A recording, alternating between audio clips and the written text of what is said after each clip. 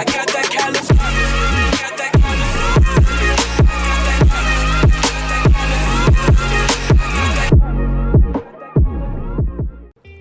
Unfortunately, Dragon Ball GT is the black sheep of the Dragon Ball franchise, coming at the worst possible time right after the end of Z. As such, expectations were incredibly high.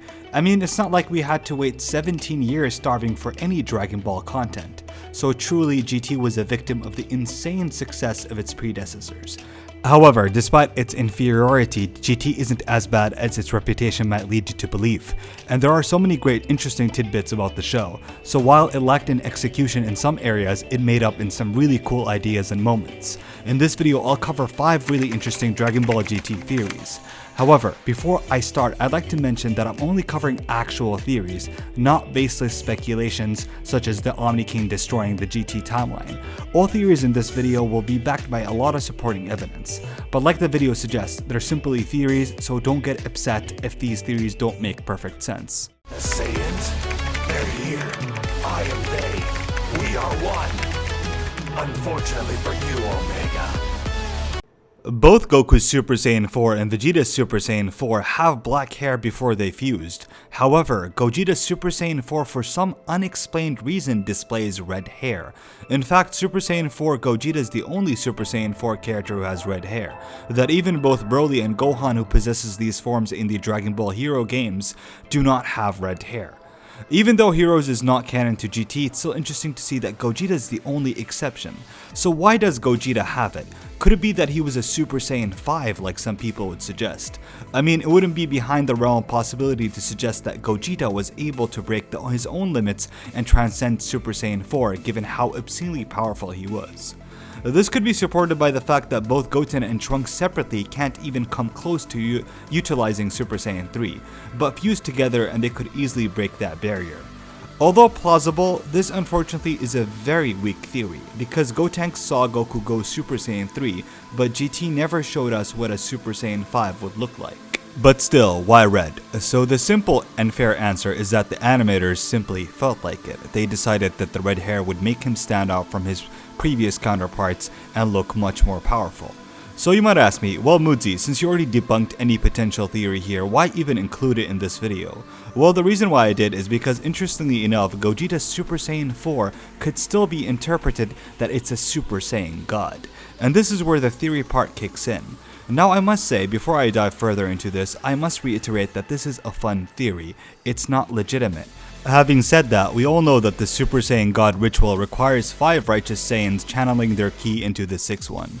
Well, coincidentally enough, Super Saiyan 4 Goku almost met that condition when he had what looked like the God ritual when the 4 Saiyans around him channeled their ki into Goku, helping him achieve the limit breaker, or rather full-powered Super Saiyan 4. Goku was theoretically 1 Saiyan short from becoming a god in GT. That's of course if GT was canon to Dragon Ball Super. Well, what if I tell you that Goku managed to get the 5th Saiyan when he fused with Vegeta and transformed into Gogeta, who had god powers within him? That's a very interesting theory, right? Well, even if we want to count GT as canon, which we cannot, the theory still fails when you realize that Gogeta's Super Saiyan 4 still had enormous ki. Why is that a problem? Well, because the other characters could still sense him, where the Super Saiyan God cannot be sensed.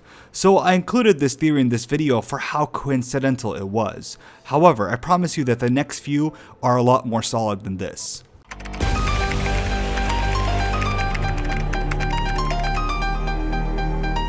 It is pretty common knowledge that Vegeta is infamously known to not be able, or rather skip, the Super Saiyan 3 transformation. This has been a source of frustration for many Vegeta fans. Well, what if I tell you that Vegeta may have actually indirectly transformed into this state in Dragon Ball GT? When Vegeta is possessed by the villain Baby, he transforms into a form where his hair lengthens. Although not as long as a typical Super Saiyan 3, he seems to display a single prominent bang that curves across his face. face. In addition to that, he loses his eyebrows. All these traits are present in the Super Saiyan 3 transformation. This is not merely an observation. In fact, the GT Perfect Files theorizes and states that this form of baby resembles Super Saiyan 3. The theory starts to take more precedence when you notice that baby Vegeta's first form resembles that of a Super Saiyan.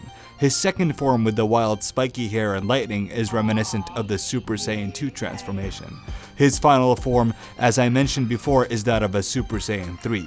This sort of makes sense when you realize that Super Baby Vegeta needed to go a step further into a Golden Oozaru in order to combat Super Saiyan 4 Goku. Now I know this hasn't been 100% confirmed, but the fact it hasn't is why I included it in this video. However, it's still a solid theory in my opinion.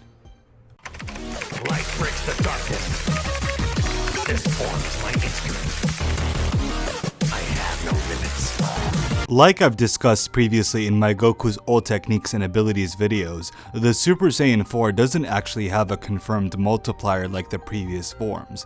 It has only been speculated and lowballed as a 10 times multiplier based on the fact that the Oozaru transformation was stated by Vegeta to be a 10 times multiplier.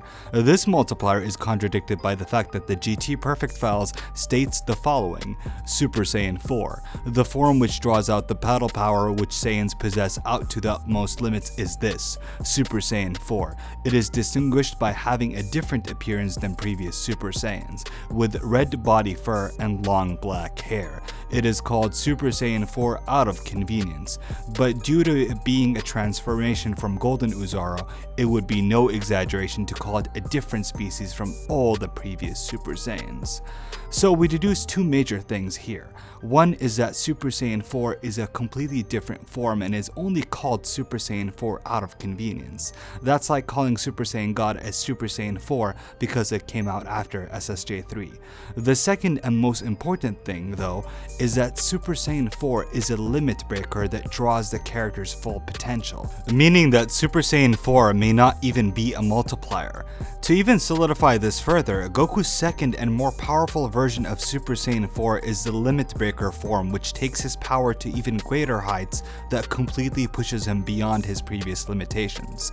Now you might ask me again, well MoodZi, this is pretty much all facts and also mentioned by you in some previous videos. Well, you're right, but the theory here was when I personally dug deeper in the GT Perfect Files to unravel and uncover some more truth or hints to the Super Saiyan 4 multiplier in order to figure out how strong did Goku get when he went Super Saiyan 4. There I found interesting notes regarding baby Vegeta which stated, Oozaru Baby. Super Baby transformed into this form after being bathed with 1,000 times the normal amount of Brutes waves. This would mean that Golden Oozaru Baby got 1,000 times boost in power, since the normal amount of Bloods wave would amplify your strength by 10 times. Adding the fact that both Baby and SSJ4 Goku were closely matched, then it would suggest that Goku's Super Saiyan 4 is at the very least a 10,000 times multiplier. Again, this isn't confirmed, but this is an interpretation, hence why it's a theory. Damn it, come on! No, this can't go on anymore. It's killed too many innocent people. One of the most criticized elements of Dragon Ball GT was the decision to revert Goku back to a child. Likewise, the best decision was introducing Super Saiyan 4 that reverted Goku back to an adult, but only when he is in that form. So why does Goku revert back to an adult as a Super Saiyan 4 only? Some people have speculated that it was due to how powerful the form was, as Super Saiyan 4 broke the wish of the Black Star Dragon Balls. But still, could it be simply a power level thing? As we all know, Goku's obscenely strong in Dragon Ball GT even in his base form. Yet, the SSJ4 form is the only form that reverts him back to an adult. The theory here that it has little to do with the amount of power and more so with the type of transformation that Goku underwent. Like we established previously, Super Saiyan 4 is a limit breaker that reverts the user back to their physical prime. As without Super Saiyan 4, Goku was said and proven to be unable to utilize his full strength in his child body. This idea of reverting back to your physical prime is immediately reinforced when you look at Vegeta's Super Saiyan 4 that actually looks younger after transforming, as his hair and facials were designed differently in Dragon Ball GT. but after going Super Saiyan 4, he reverted back to how he was in Dragon Ball Z. Goku also has a more fair skin tone compared to his tanner skin tone in Dragon Ball GT. Therefore, Goku gets older while Vegeta got younger. So theoretically speaking, if Goku and Vegeta were 100 years old and went Super Saiyan 4, they would revert to this exact look.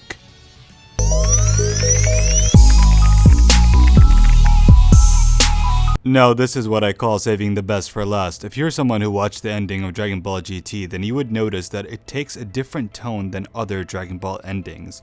There is so much subtlety and ambiguousness with its message. This notion all started when Goku attempted to block the attack of Omega Shenron in his child body. Goku seems to have died after the explosion. Vegeta was the first to notice this and comment on Goku being dead.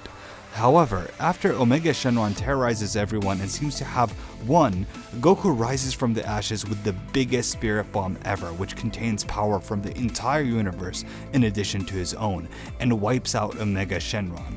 In the aftermath of that scene, the real Shenron summons himself, something you rarely ever see. And without anyone making a wish, he heals Goku and tells him it's time. Time for what? Goku seems to have already understood Shenron and flies away with him as if this was a deal pre-established between them.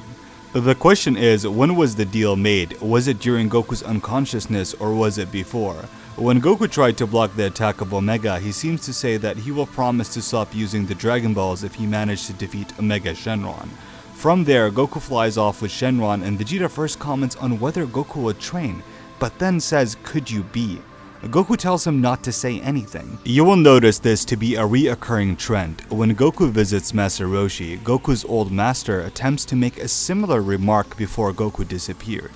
Goku is then seen in Hell, a place that he cannot normally go there, even via instant transmission. Piccolo comments on whether Goku died again. So basically everyone seems to notice that something is very different about Goku. So when he's done saying his goodbyes, he flies off with Shenron never to be seen again until many years later. Goku has the Dragon Balls absorbed into his body, signifying that he is leaving with them. We then pan back to Pan, where she picks up Goku's gi despite the fact that he just left with it seemingly. Vegeta comments that Pan should take good care of it. While some Dragon Ball GT haters would like to argue that this is simply all a plot hole and there is nothing to see here, it is worth mentioning that the writer of the episode, Atsushi Mikawa, explicitly details their intent to keep things vague, while also offering some personal thoughts and commentary of his own. He says the following: "To be honest, in GT episode 63, just before the final episode, a big change came over to Goku. Those who watched carefully might have noticed, but in that episode, Goku, who takes on Shenlong's attack, sinks to the bottom of a deep hole. That is the turning point. Afterwards, Goku still continues the battle, but what's different from before is that he is cloaked in an aura that won't let any attack near him. It might be that he died there, or it might be that he became something else entirely. I'll leave that decision to the imaginations of everyone who watched. However, the Goku up to that point that everyone knows clearly does not appear after that." Masako Nozawa also details that she likes the ending and likes to believe that Goku going with Shenron isn't a sign of death, but a sign of a new adventure. And this is actually true to an extent, as despite the vagueness, more evidence would lean towards the fact that Goku simply left with the Dragon Balls and didn't die, as he was seen to come back later as an adult despite the fact that we thought he died as a child, meaning he was able to grow older, which doesn't happen in death. Moreover, when Goku's great-grandson finds the 4-star ball, he sees Goku. Old Pan also sees Goku at the end of Dragon Ball GT. It isn't a coincidence that the return of the Dragon Balls coincided with the return of Goku. Many would like to interpret that Goku is now immortal, or maybe a spirit despite the lack of his halo. And this is why the ending of GT is brilliant. It gives the viewer the chance to imagine what happened and fill in the blanks. Now, considering the writer and voice actor who don't like to think that Goku died, in addition to GT being centered around Goku, it genuinely would not surprise me if they simply made Goku an immortal being that watches over Earth. Though, if you ask me personally, my own interpretation of the ending is that Goku may have not died necessarily after Omega's attack, as Shenron already brought Goku back to life before. What happened instead was that Goku made a deal with Shenron that he would help him and give him the strength necessary to defeat Shenron by covering him in a cloak that made him invincible, as commented by the writer of the episode himself. Now, this cloak could also be interpreted that Goku was wished to be immortal, as he could survive the initial attack. Now, the reason why Shenron made this deal was because the dragon Shenron couldn't go back to his higher realm that he existed, as his model was destroyed, so Goku agreed to act as the vessel to make it back with Shenron.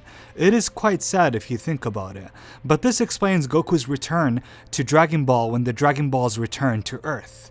But whether you think he's now Kami or a higher kind of god is entirely up to you to decide. So why don't you tell me what you think? I know I haven't done enough justice to this theory, as I could easily make an entire video dedicated to this topic and discuss what the ending truly signifies.